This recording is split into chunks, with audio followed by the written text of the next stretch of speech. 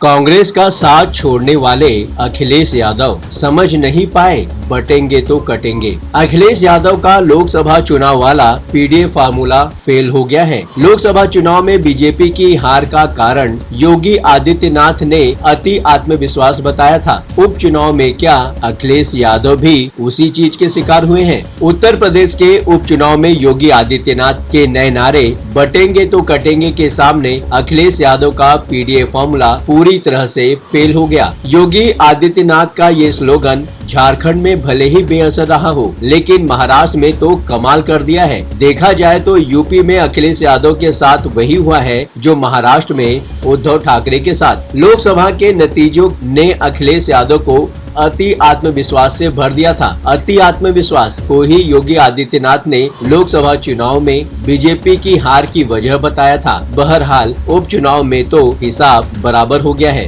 नमस्कार, आप देख रहे हैं न्यूज कॉल 24। देश दुनिया की हर छोटी बड़ी खबर सीधे आपके स्क्रीन पर। न्यूज कॉल 24 के खास प्रोग्राम सियासत 360 में आपका स्वागत है। बात समझनी है तो पूरी सुननी पड़ेगी। नई सोच और नए नजरिए को लेकर मैं हूँ आपके साथ सुशील गिरीश। सच के साथ सच को समझने के लिए वीडियो में आखिरी तक बने रहिए। 2022 के यूपी विधानसभा चुनाव में समाजवादी पार्टी ने करहल, सीसामऊ, कटेहरी और कुंदरकी सीटों पर जीत हासिल की थी। करहल से तो खुद अखिलेश यादव ही चुनाव जीते थे, लेकिन बाद में कन्नौज से लोकसभा पहुंच गए। मीरापुर विधानसभा सीट जयंत चौधरी की पार्टी आरएलडी के पास थी, जो समाजवादी पार्टी का साथ छोड़कर बीजेपी के साथ चली गई है। बीजेपी ने 2022 में फूलपुर, गाजियाबाद, मंझवा और खैर सीटों पर कब्जा जमाया था। अखिलेश यादव ने सभी 9 सीटों पर उम्मीदवार खड़े किए थे और कांग्रेस ने समर्थन दिया था। कांग्रेस समर्थन कोई शौक से नहीं दिया,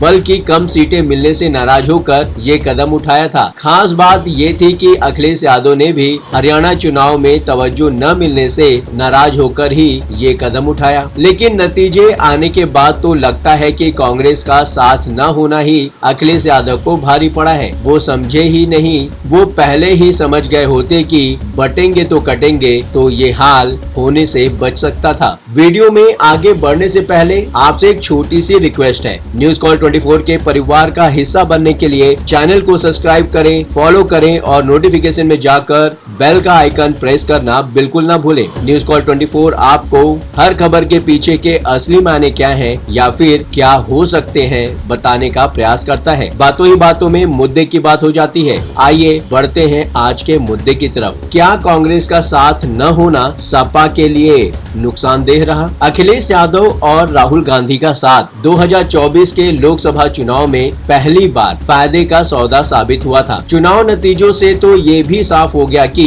अगर समाजवादी पार्टी और कांग्रेस मिलकर चुनाव लड़े और एक दूसरे के वोटों का ट्रांसफर सुनिश्चित कर पाए तो निश्चित तौर पर सफलता मिल सकती है। अगर बटेंगे तो कटेंगे में समाजवादी पार्टी नेता अखिलेश यादव के लिए भी संदेश है, तो महाराष्ट्र चुनाव के नतीजे कांग्रेस नेता राहुल गांधी के लिए भी बड़ी नसीहत दे रहे हैं। और इंडिया ब्लॉक के मामले में राहुल गांधी को भी समझ लेना चाहिए, एक है तो सेफ है। मुस्लिम वोटर से ज्यादा भरोसेमंद परिवार। मुरादाबाद की कुंदरकी विधानसभा सीट का रिजल्ट भी कुछ खास इशारे कर रहा है। कुंदरकी में योगी आदित्यनाथ के बटेंगे तो कटेंगे नारे का ऐसा असर हुआ कि 3 दशक बाद बीजेपी हार के दुख से उबर सकी है। बीजेपी उम्मीदवार ठाकुर रामवीर सिंह ने समाजवादी पार्टी के हाजी रिजवान को शिकस्त दे डाली है। हैरानी की बात ये है कि ये सब तब मुमकिन हुआ जब कुंदरकी में करीब 64% मुस्लिम आबादी है। अब तो ऐसा ही लगता है कि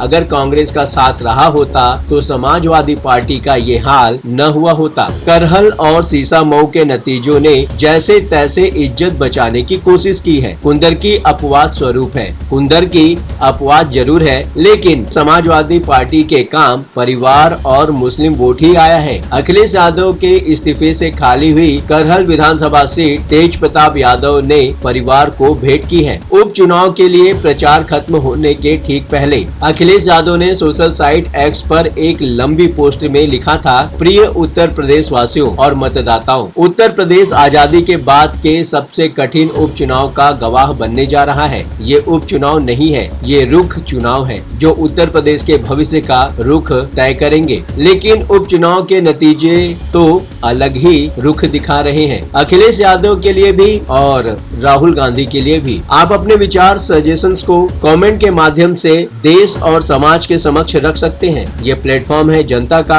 आपका, आपकी आवाज उठाने का। अब आपकी बात नहीं रहेगी अनसुनी, आपकी सलाह, आपके विचार हमारे लिए मायने रखते हैं। खुलकर अपनी बात रखें, कमेंट करें, अपनी प्रतिक्रिया अवश्य दें। अभी तक आपने चैनल को सब्सक्राइब नहीं किया है तो देर किस बात की, चैनल को अभी सब्सक्राइब करें, फॉलो करें और नोटिफिकेशन में जाकर बेल का आइकन प्रेस करना बिल्कुल ना भूलें। आज के लिए बस इतना ही। लगातार खबरों के लिए बने रहिए न्यूज़ कॉल 24 के साथ।